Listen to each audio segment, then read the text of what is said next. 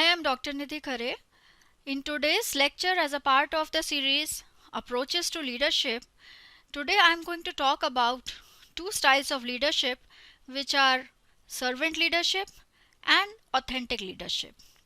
A servant leader is someone, regardless of level, who leads simply by meeting the needs of the team. The term sometimes describes a person without formal recognition as a leader. These people often lead by example. They have high integrity and lead with generosity. Their approach can create a positive corporate culture, and it can lead to high morale among team members.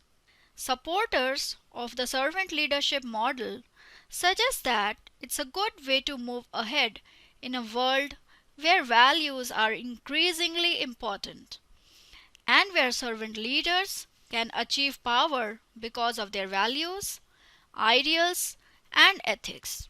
However, others believe that people who practice servant leadership can find themselves left behind by other leaders, particularly in competitive situations. This style also takes time to apply correctly. It's ill suited to situations where you have to make quick decisions or where you have to meet tight deadlines. So, students, servant leadership is a leadership approach that defines the leader's role as serving the needs of the others. According to this approach, the primary mission of the leader is to develop employees and to help them reach their goals. Servant leaders put their employees first. They understand their personal needs and desires. They empower them, and they help them develop in their careers. Unlike mainstream management approaches, the overriding objective in servant leadership is not limited to getting employees to contribute to organizational goals. Instead, servant leaders feel an obligation to their employees, customers, and the external community. Employee happiness is seen as an end in itself, and servant leaders sometimes sacrifice their own well-being to help employees succeed.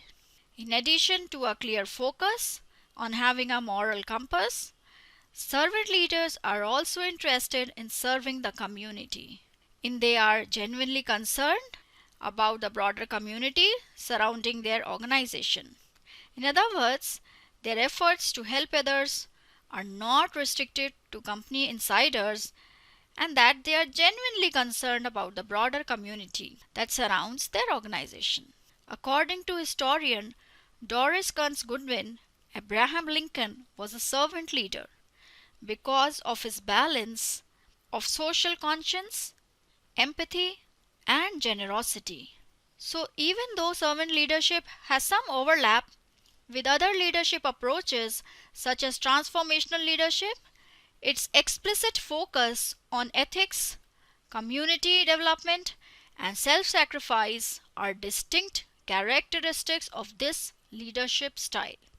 Research shows that servant leadership has a positive impact on employee commitment, employee citizenship behaviors towards the community, such as participating in community volunteering, and job performance. And leaders who follow the servant leadership approach create a climate of fairness in their departments, which leads to higher levels of interpersonal helping behavior.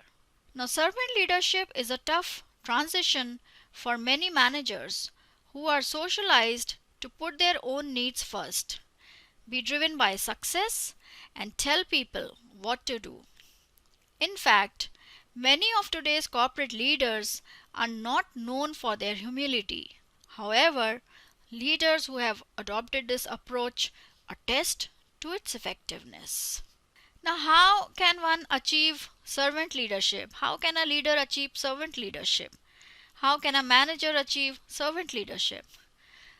One of the influential leadership paradigms involves leaders putting others first.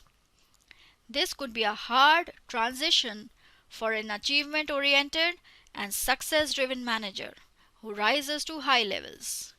So here I am giving you some tips to achieve servant leadership.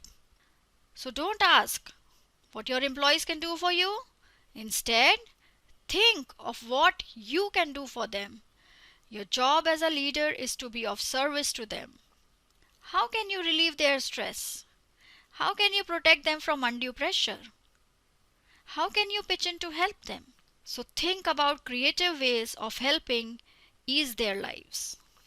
Next, one of your key priorities should be to help employees reach their goals.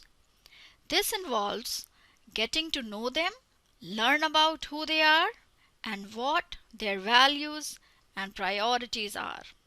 Be humble. You are not supposed to have all the answers and dictate others. One way of achieving this humbleness may be to do volunteer work.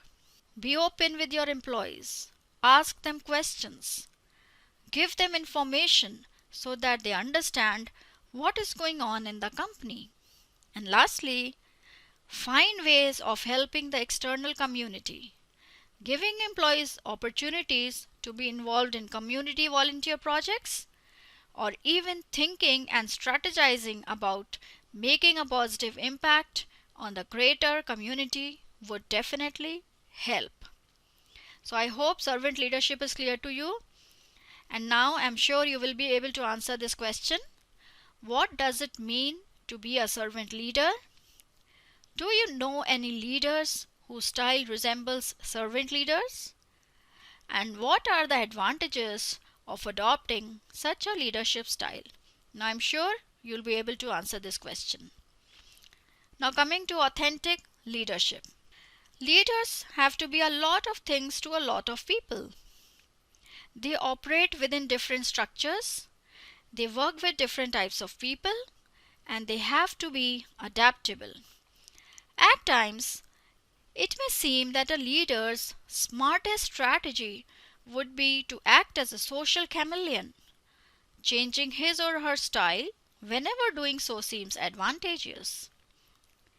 But this would lose sight of the fact that effective leaders have to stay true to themselves. The authentic leadership approach embraces this value. Its key advice is be yourself. Think about it. We all have different backgrounds.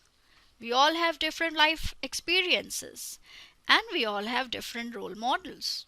These trigger events over the course of our lifetime that shape our values, preferences, and priorities. Instead of trying to fit into societal expectations about what a leader should be, what a leader should act like, authentic leaders derive their strength from their own past experiences. Thus, one key characteristic of authentic leaders is that they are self-aware. They are introspective. They understand where they are coming from and have a thorough understanding of their own values and priorities. Secondly, they are not afraid to act the way they are. In other words, they have high levels of personal integrity. They say what they think. They behave in a way consistent with their values. As a result, they remain true to themselves. Instead of trying to imitate other great leaders, they find their own style in their personality and life experiences. Now, one example of an authentic leader is Howard Schultz, the founder of Starbucks Corporation coffee houses. As a child, Schultz witnessed the job-related difficulties his father experienced as a result of medical problems. Even though he had no idea he would have his own business one day, the desire to protect people was shaped in those years and became one of his foremost values. When he founded Starbucks, he became an industry pioneer by providing health insurance and retirement coverage to part-time as well as full-time employees. So this is all about authentic leadership. Now I'm sure you'll be able to answer this question. What does it mean to be an authentic leader? And how would such a style be developed?